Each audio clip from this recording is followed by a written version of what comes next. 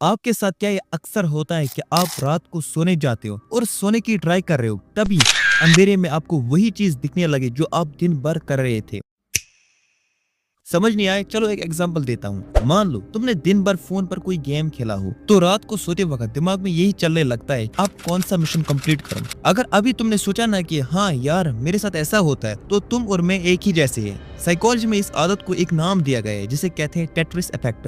आज बहुत ही आसान भाषा में समझेंगे कि ये आखिर क्या भेदभाव है जो हमारा दिमाग हमारे साथ करता है, ये अक्सर हमारे साथ क्यों होता है और हमारी फील्डिंग सेट है या नहीं है। और आज की वीडियो में सबके लेवल निकलेंगे। ये सॉरी ये टेट्रिस नाम कहाँ से आया? तो सबसे पहले बिल्कुल आसान शब्दों में समझते हैं कि चीज है क्या। जब आप किसी एक काम को दिन भर बार बार और घंटों तक करते रहते हो, तो आपका दिमाग उस काम के नशे में डूब जाता है। वो इतना ज्यादा उसमें डूब जाता है कि जब आप वो काम बंद भी कर देते हो, तब भी दिमाग को लगता है कि वो वही काम कर रहा है। आंखें बंद करोगे तो वही दिखेगा, खाना खाओगे तो वही याद आएगा। अब तुम सोचोगे कि इसका नाम टेट्रिस क्यों रखा, टट्टा क्यों नहीं। ये बात थी साल 1984 की। एक साइंटिस्ट ने एक गेम बनाया था जिसका नाम था टेट्रिस। इस गेम में ऊपर से अलग अलग डिजाइन के पत्थर या डिब्बे गिरते हैं और उनको सेट करना होता है, जो हम बचपन में रोज खेलते थे। जब लोगों ने इस गेम को बहुत ज्यादा खेलना शुरू किया तो उनके साथ एक अजीब चीज हुई। जब वो सोते थे तो उन्हें नींद में भी वही डिब्बे गिरते हुए देखते थे और उनका दिमाग नींद में भी उन डिब्बों को सेट करने में लग रहा था। बस तभी से इसका नाम पड़ गया टेट्रिस इफेक्ट। ये सिर्फ गेम नहीं, ये गेम हर जगह है। ये सिर्फ मोबाइल या कंप्यूटर गेम्स तक लिमिटेड नहीं है, ये आपकी जिंदगी के किसी भी चीज के साथ हो सकता है।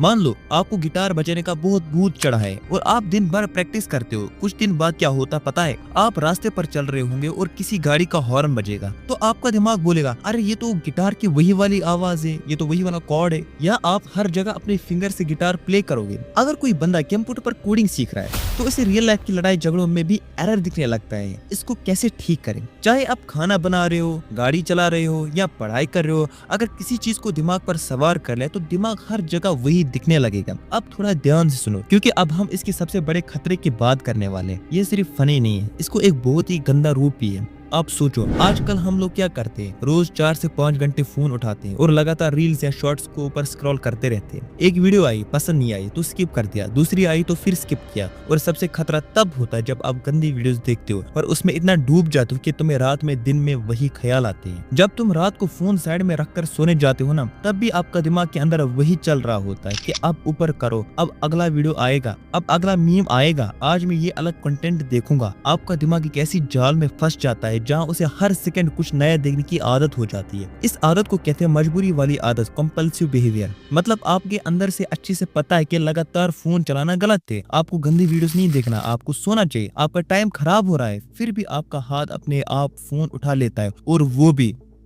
क्योंकि दिमाग ने उसको एक नया रूल समझ लिया है और वो उसे बार बार रिपीट कर रहा है, चाहे आप चाहो या ना चाहो। पर मैं तुमको बताऊंगा इसका फायदा कैसे उठाए और सोल्यूशन है भी या नहीं। हर चीज बुरी नहीं होती, हम इस अजीब दिमाग का फायदा भी उठा सकते हैं। अगर आप दिमाग को किसी गंदी चीज की जगह किसी अच्छी चीज की आदत डाल दो, जैसे कोई नई भाषा सीखना, जिम जाना या कोई नया काम सीखना, तो दिमाग रोज रात को सोते वक्त उसके बारे में सोचेगा और आप बिना ज्यादा मेहनत किए उस काम में एक्सपर्ट बन जाओगे, क्योंकि आपका दिमाग पीठ पीछे आपके लिए काम कर रहा होगा। तो अब सवाल आता है कि अगर हम किसी गलत लूप में फंस गए तो बचे कैसे? भाई इसका एक ही इलाज है, ध्यान देना, अवेयरनेस। जब भी आपको लगे कि आपका हाथ अपने आप बिना वजह फोन की तरफ जा रहा है या दिमाग में वही पुरानी बातें बार बार घूम रही है, तो बस 1 सेकंड के लिए रुको, अपने दिमाग को बोलो स्टॉप स्टॉप स्टॉप, मुझे पता है तू क्या चालाकी कर रहा है। फोन को दूर फेंक दो, थोड़ा बाहर घूम के आओ या दोस्तों से बात करो। दिमाग को एक झटका दो ताकि वो उस लूप से बाहर निकले। क्योंकि एक बात हमेशा याद रखना, आपका दिमाग आपका नौकर है, आपका मालिक नहीं है। अगर आपने इसको कंट्रोल नहीं किया तो ये आपको पूरी तरह कंट्रोल करने लगेगा। और मैं मानता हूँ ये इतना आसान नहीं हुआ, क्योंकि बोलने और करने में बहुत फर्क होता है, पर फिर भी हमें ट्राई तो करनी चाहिए। हमारा दिमाग जितना तेज है उतना ही मासूम भी है, उसे जैसे सिखाओगे वो वैसे ही बन जाएगा। अगर वीडियो सही लगी